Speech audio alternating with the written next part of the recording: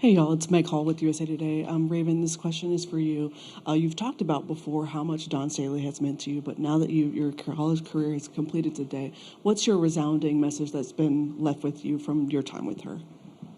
She means a lot to me. We've been through a lot together, and yeah, it hurts that couldn't end the way we wanted to end. But she'll always be like a mother figure to me. I always come to her about every little thing, and yeah, I love her. We're going to stay to the right and in the back. Hi, ladies. Charlene Moore, FI 360 News. I know this is you. Congratulations on the Will season. I know this is you guys' last times playing. What right now is going through your minds as you think about just how this turned out and where you guys would like to move on with? I mean, obviously, like Raven said, this is not the ending we wanted, but we got here. No one thought we would, and we did it. I'm very proud of the girls, and I wouldn't have asked for a better team. Tanaya? Yeah, obviously it didn't go the way we wanted it to go, but, we had a good season and nobody thought we could make it here. So I'm just proud of the girls in the locker room and the people that believed in that locker room, and, yeah. Next question. We'll go to the front with Jonathan. Jonathan Tannenwald of the Philadelphia Inquirer for any player who wishes to answer this. I'm sure that you guys spent a lot of time watching Lauren Betts on film, studying her. I know you played her last year, and she's come a long way since the time when you played her last season. How was it to have to execute playing against her today with all the ways that she affects the game?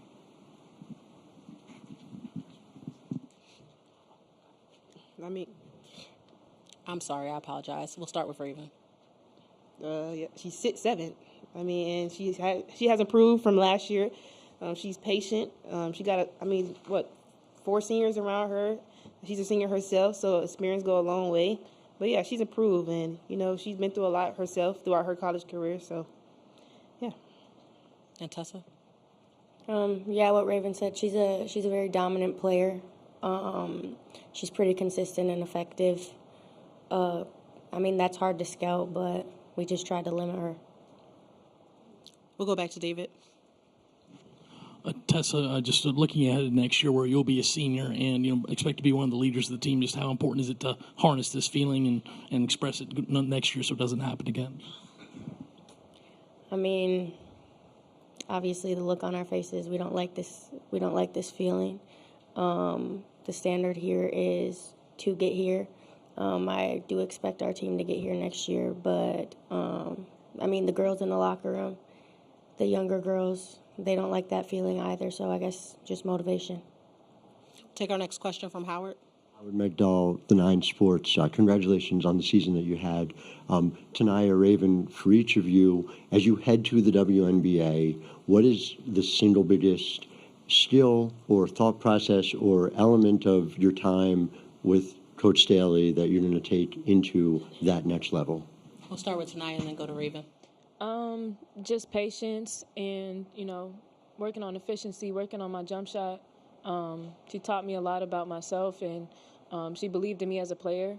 And I just got to carry that into the league, carry her words into the league with me, take everything that I learned here and carry it and elevate my game. Pro habits and leadership ability, just being who I am, honestly. Not changing myself, and yeah. Any additional? Annie?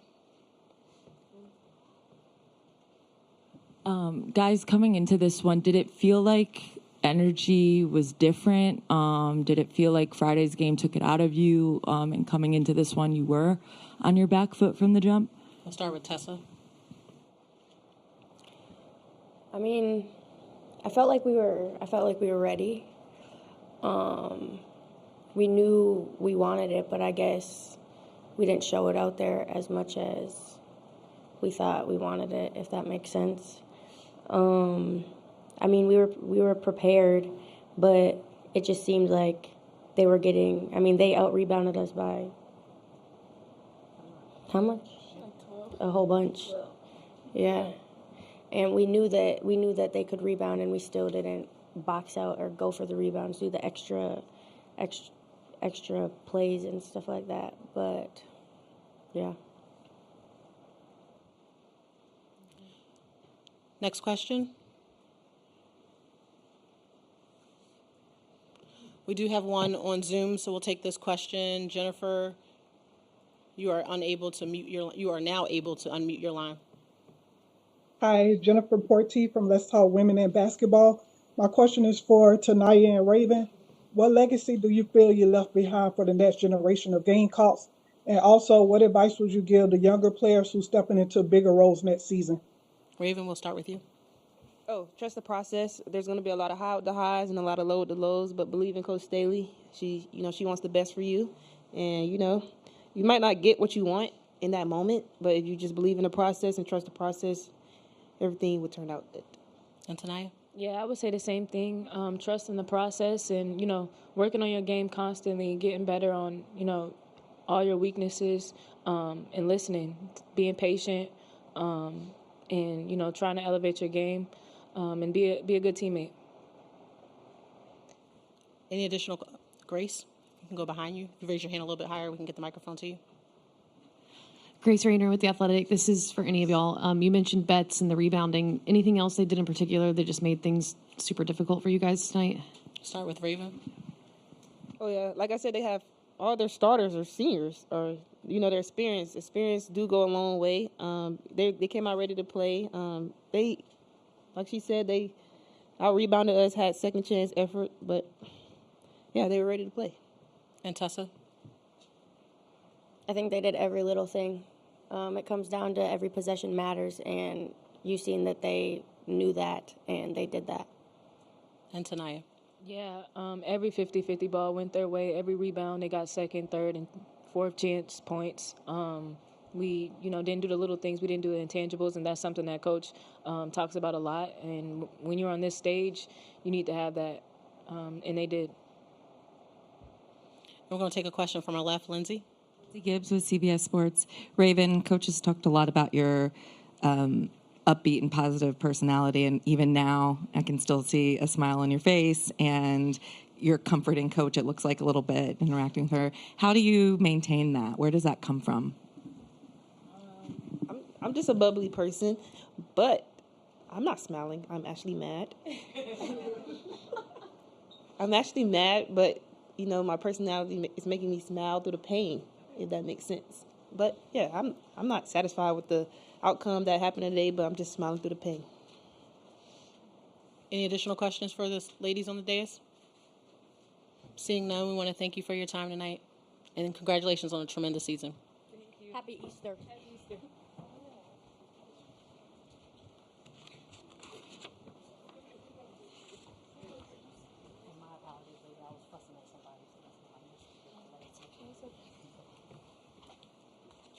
All right, now we'll open it up for questions for Coach. We'll go David, Kareem, Howard, Cameron, and work our way back.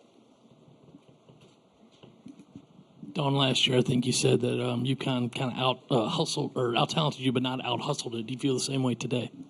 Yeah, it kind of felt like the same thing.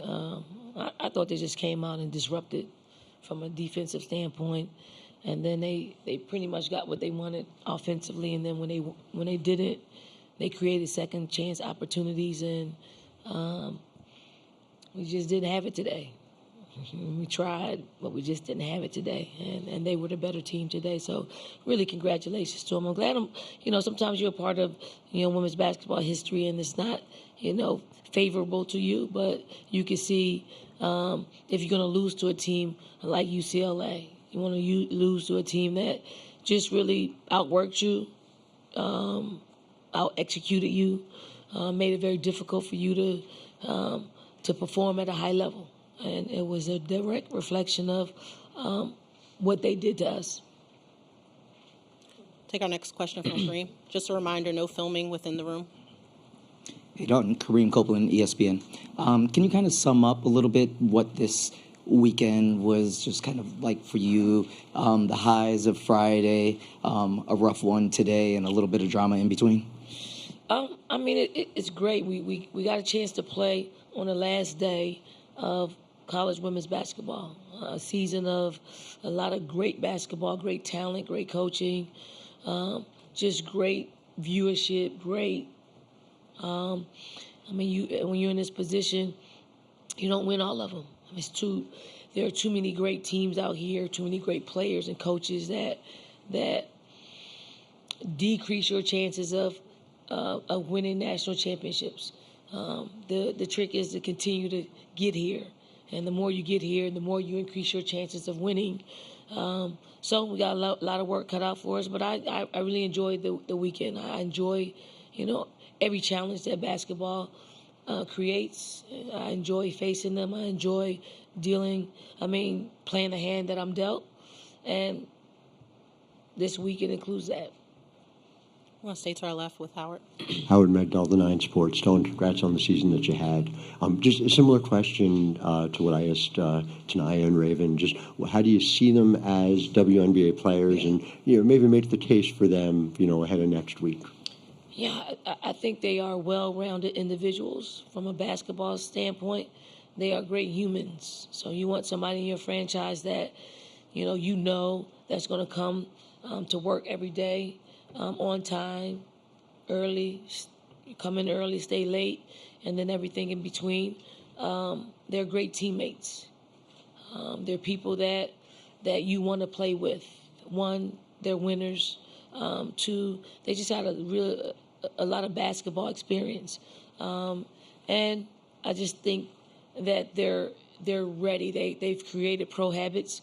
So a lot of what someone that's unprepared for a WNBA training camp, they'll be prepared for it. Maybe the terminology will be a little bit different, but when it gets down to basketball, they can be coached by anybody.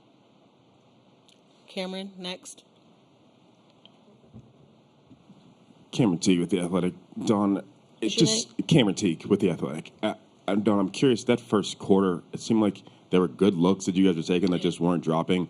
How hard is it? Like, it seemed like, obviously, the first semifinal, you guys were able to kind of get going in that second half, but it just seemed like you just couldn't get in a rhythm after that first quarter. How hard is it to kind of dig out of that when you got good looks, but they're just not dropping? It's really hard. I thought the first quarter, first half, we had a lot of people taking shots that, aren't normal for us. So we didn't do a good job of getting the people that probably was supposed to get some better looks the ball. But I think UCLA had a lot to do with it. Not going to say that they didn't. They really did. I didn't think we had to play perfect basketball, but we had to play better basketball. We had to, make shots. We had to create offense for our defense. We had to be better defensively and actually pushing them off their spots. I think they got to where they needed to go, and we just didn't apply enough pressure for us to make an impact on the offensive side of the ball, because you can have a good defensive possession, but give up an offensive rebound that's just really deflating. Take our next question from Jonathan. Thanks. Jonathan Tannenwald, the Philadelphia Inquirer. Dawn, I know that the sting of a loss is still present in the short term, but Corey Close was speaking up here yesterday after you were here, and she spoke about how you had invested in her as a coach. And if not quite exactly the student beating the teacher, but to know that somebody who you invested in has now had that success, even though it came at your expense. What does that mean for you in the game? Look, I'm always happy for people who worked hard, in this game, who are really quality people. I want good things to happen for them. And Corey is one of those people who really works at making our game better. Not just UCLA, but our entire game. She's always speaking out and uplifting our game in so many areas that it's hard to continue to do that while maintaining the job that you have to do every day, but she finds the time. So, although we didn't win, I could swallow it because we lost to a really good human being and a good team that represent women's basketball well.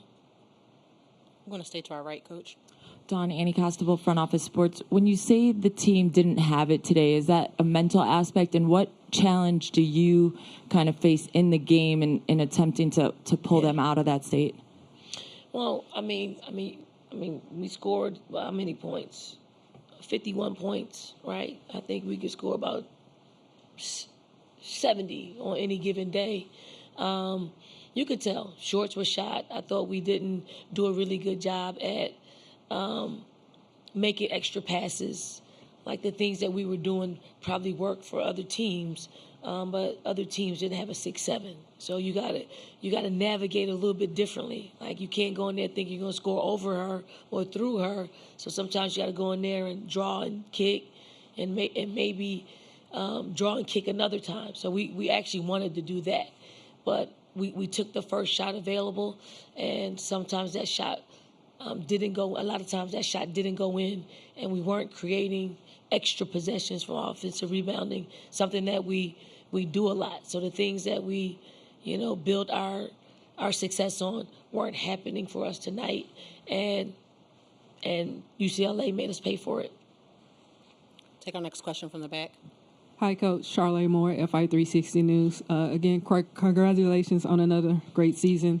Want to see, how did you feel about, was the game difference in a team that has never won a championship versus your team that has multiple championships? Do you think that played a role? And my second question is, I know you said that everything else would be addressed, but was there any impact of that distraction coming into this day? Did you feel that with your team or with yourself?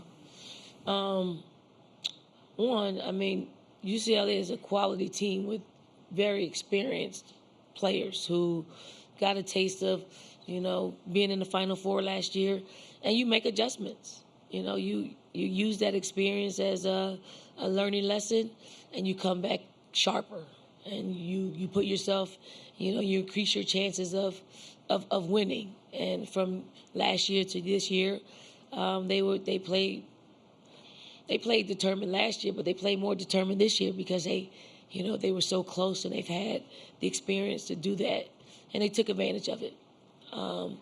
As far as distractions, no, there weren't any distractions that caused us to lose this basketball game. Our next two will go Bill and then Jeff. Hey, Dawn, again, congratulations. Bill Roden with ESPN's Landscape. Just curious, both you and Corey, no matter what the situation, you always talk about the game, growing the game, no matter what. It's always growing the game. So I'm wondering now, what's the next mountain to climb for the game as you look forward? Obviously there are, talks of, transfer portal, just getting a hold of, the free agency part of our game. I'd like to see, we got units now. We'd like to just see us increase those because that's where the value is. The value of our sport is going to be how much we can pour back into our budgets, how much we can actually be looked at as a sport that is revenue producing. So we're going to always be challenged with trying to make that better. It's a start, but it's not a start in which, ADs at the end of the day aren't going to look at, what we're spending and what we're doing, in a sport that isn't bringing in enough revenue. Take our next question from Jeff. It's going to be center, Coach.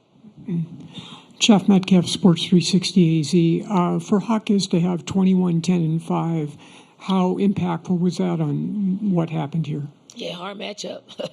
Hard matchup. You come in the game, you know exactly what she's going to do, and she does it.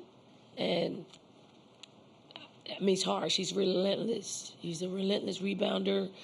She's a relentless, just championship type behavior and intangibles that's needed in order for you to win. And if you don't prioritize her on the court, she's going to make you pay. And she did that for us, against us. We'll go to our right. Hey, Dawn, Chapel Fowler with the State. I know it's early, but can you just look ahead to next year's roster and where you might look to add in the portal, if at all, to next year's team? Yeah, obviously we got to add some guard plays, definitely some lead guard play, and just some more athleticism in the guard department. So I think our front line is is pretty good, especially the ones that are coming back from injury and coming back into our to our team. So we got to add some guard play. Going to shift back to our left with Lindsay. Lindsay Gibbs of CBS Sports. 6 straight Final Four, 3rd straight national championship game. 1, 2 of those, 2, 3 in 5 years. You know the stats. That level of success, do you feel like you've reached the point where, over at UConn, they always say, well, the pressure is if you don't win a national championship this season, people feel like this season is a failure. Do you feel like South Carolina has kind of reached that point, and what does that pressure feel like? Well, we feel the pressure anytime we lose a basketball game. I mean, everyone goes crazy when we lose one basketball game. Like, it's hard out here. It really is hard in our sport. So, I mean, we do feel the pressure. We're used to winning, and we're used to winning at a pretty high clip. How long you sustain that, we don't know. We just try to wake up, every day and just be better than we were the day before. To get here is hard, and to win here is harder, right? So we just have to keep getting here and just, make adjustments when we don't win. So obviously we got smacked today. We got to figure out how we smack back and put ourselves in a position where we're hoisting the trophy at the end of the day. Let's shift to our right, Maddie. Hi, Dawn. Maddie Kenny with the New York Post right here. In sports, we talk a lot about instant or delayed gratification. And for Corey Close, it took her 15 years to finally have this opportunity to lift the trophy. And you know what that's like. I mean, to see the way that she has continued to invest specifically in her program and build it up and stay committed to the grind and stuff, just what can you say about her character? I mean, that's what you want. Like, you don't want to be given anything. You want to work for it. I mean, 15 years is a long time that you've dedicated to young people and to our game. And the game finally paid her back. It's when I think it took me 17 years to win a national championship.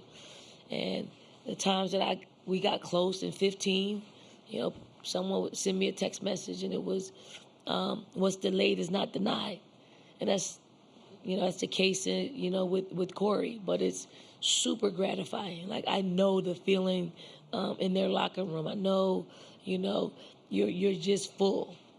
Because you reached the mountaintop and you've done it the right way, and when it's like that is incredibly gratifying. Take our next question to the right as well. Chantel Powell, No Cap Space. Coach, you said the goal is to keep getting back to this point to increase your odds of being able to win a championship. You've brought a number of different teams with different makeups, from like the Freshies to Dawn's Daycare. What do you feel like the makeup of this team is, and what can you build on as you try and fill those voids next year to get back to this point? I mean, it's probably, Raven was the last of the core group of players that had been together that actually had taken our program, to the very top.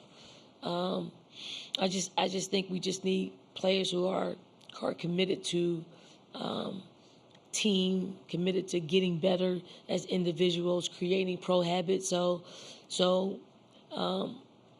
when they are challenged to perform at a high level, it won't be something that, they wrestle with. It is a norm. Like, I think we do a great job of just keeping things in perspective for our players, creating, spaces in which you can handle the truth, right? And also creating spaces in which, there's open communication. What's good, what's not good. Like, we have those type of conversations. We need players that are able to can handle those situations, because that's what it takes to get to this point and win. Any additional questions in the room for Coach? Kareem? We'll got to follow up on this. There are reports that Gino did reach out to you since we talked to you last. Can you share how, when, and anything of that nature that you can share about the conversation? Yeah, that's a Gino question, right? It really is a Gino question. I haven't heard from Gino, so I have not. I haven't. I mean, I got 800 text messages, so I don't know if he texted or not. But that's not, like, I don't want to, like, it's UCLA's day, right? And let's keep it UCLA, them winning the national championship. You know, again, I will address all of that at another time. It's just not this weekend. Like, we're not going to damper UCLA's day with it. We talk about South Carolina, us losing. We talk about, UCLA winning the national championship. And what's great about our game today. Coach, we're going to take our final two questions from the back, so we'll go with Aya first. Hey, Coach, it's Aya Abdi for the 9450. So, as a South Carolina Gamecocks will look to bring in Sanaya Hall for next year, how excited are you to have her into this program? Who? Sanaya Hall. Oh, wait, actually, never mind. I apologize for a little bit, but as you did something come over the under the transfer portal? I mean, like, I thought it was like University of South Carolina, but it was actually USC. Oh, I got a little mixed Gotcha. up. But actually, for clarification, as you now reflect on this type of season, what is it one word you would describe this year, especially with how you navigated through the absence of Chloe Kitts as well? You want me to be honest? I said this before, but don't take it like, literally. When we knew we weren't going to have Chloe Kitts, we really consider her dead, right? We don't bring it up. She can't help us, so she's not a part of our team in a way of preparation and being on the floor. And she was in other areas where, she would talk to the players and help them out. But when it comes to just game prep, we just didn't bring her name up once we knew she wasn't able to play. Mm-hmm. Take our last question from the back as well. Hey, Coach Staley, Christina Walker from Christina Girl Hoops TV. Despite the loss this afternoon, when you consider your journey throughout this season, what's one takeaway that you'll take from now going into next season? Losing in a national championship game the way we lost, I guess that will be the thing that really drives us. You need something to drive you throughout the really hard times and the challenging times and also the good times, because although things can go, well your way, there's always things that you can work on. There's always, this situation that's lurking, like it's always lurking. It's always in the back of my mind anytime we lose. When we have an opportunity to win a national championship, you just try to get better. Just try to, find the lessons within this game and try to get better. Coach, as always, I want to thank you for your time this evening, and congratulations again on a tremendous season. Thank you. Is it Jerry Brewer in here? Jerry Brewer? Huh? Great writer. Tell him that. Yeah, he is.